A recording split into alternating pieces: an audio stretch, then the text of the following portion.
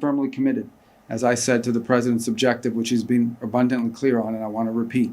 At the end of the day, no matter what has happened or happens, the objective remains the same, and that is all 48 of those hostages, both living and deceased, need to be home. They need to be returned. They never should have been taken.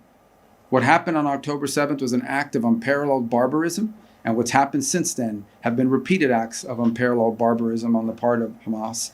Hamas needs to cease to exist as an armed element that can threaten the peace and security of the region, and the people of Gaza deserve a better future, but that better future cannot begin until Hamas is eliminated. That better future and that kind of peace is not even possible until the hostages are released, all of them, every single one.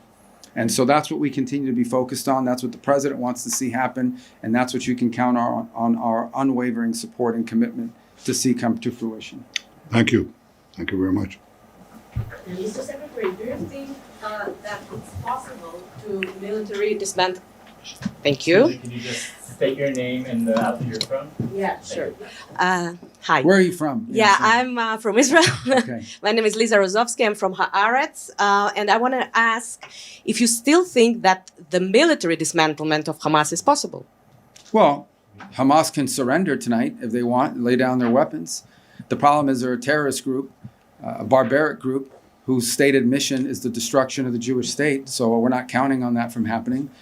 Look, I think we would all, every single person I know, I don't know of anyone who would not rather see a negotiated settlement in which Hamas agrees to no longer be a terrorist group, lay down their arms, free the hostages, by the way, not just the hostages that they're holding from Israel, but frankly, the people of Gaza that they're also holding hostage as human shields. So that would be the ideal outcome, one we would all like to see. It's one that's been worked on.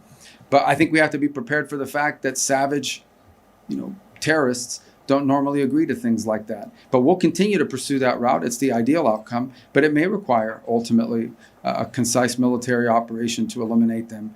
We have to remember who we're dealing with here, and that is a group of people that have dedicated their lives to violence and barbarism.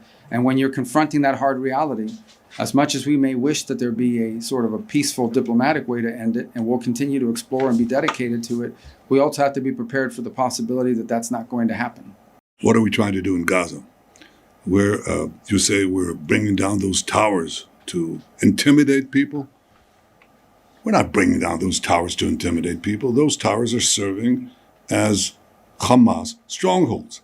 But what we're doing is we're telling the population, because we're going to take over and destroy the Hamas stronghold, they're one of the last two strongholds and the most important one that Hamas has left in the Gaza Strip.